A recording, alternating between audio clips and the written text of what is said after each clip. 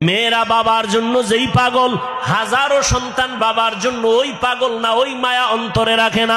যার কন্যা আছে সে ছাড়া বুঝানো যাবে না। মেয়েরা বাবার জন্য যে কত আসে, বাবা যদি একটু অসুস্থ হয়ে যায় ছেলেরা বিরক্ত হয়, এত অসুস্থ হসপিটালে কে নিবে। কিন্তু মেয়ে যখন শুনে খানা বন্ধ করে দেয়, পাগলের মতো দৌড়ায়। বাবার অসুস্থ খবর পাইয়া বলে আমি আর ঘরে থাকবো না।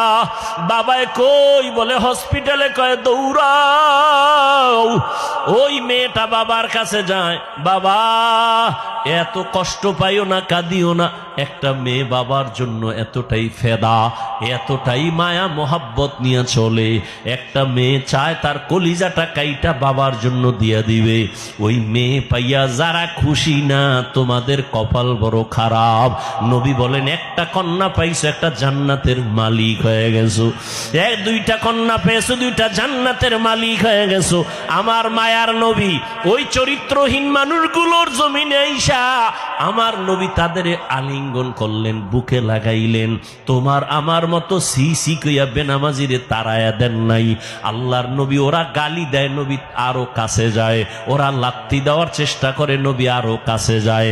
ওরা গালি দেয়, ওরা বদনাম করে, নবী প্রশংসা করে। ওরা জবান বন্ধ রাখে, বেজার হয়, নবী বারবার হাসি দেয়, আসো। নবী এমন ভাবে তাদের মোহব্বতের বন্ধনে আবদ্ধ করলেন। মাত্র 13 বছরের ব্যবধানে মক্কার মানুষগুলো এত দামি হয়ে গেল। নবী একটা বেতের বাড়িও দেন নাই, একটা গালিও দেন নাই। নবী চোখ গরম করে কারো দিকে তাকান নাই। নবী গালি শুনছেন কিন্তু জবাব দেন নাই। মাত্র 13 বছরের ব্যবধানে এই মক্কার চরিত্রহীন মানুষগুলো এত দামি হয়ে গেল। আল্লাহ জিব্রাইল আমিন রে পাঠায় বলে, যাও লিস্টি দিয়া দিলাম, লিস্টির মধ্যে নাম আছে। নবীকে বলো ঘোষণা দিয়া দেয়, এই লিস্টিতে যাদের নাম আছে সবাই বিনা হিসাবে জান্নাতি। রহমতের নবী অল্প টাইমের ভিতরে মক্কার মানুষগুলোকে জান্নাতি মানুষে পরিণত করে ফেললেন। সুন্দর আখলাক আর ব্যবহার। একদিকে নবী দাওয়াত দেন, অন্যদিকে নবী আল্লাহর কাছে সারা রাত দোয়া করেন, আল্লাহ ওই মানুষটা বুঝে না, হেদায়েতের দরজা খুলে দাও, ওই মানুষগুলো কি দিনের পথে আনো।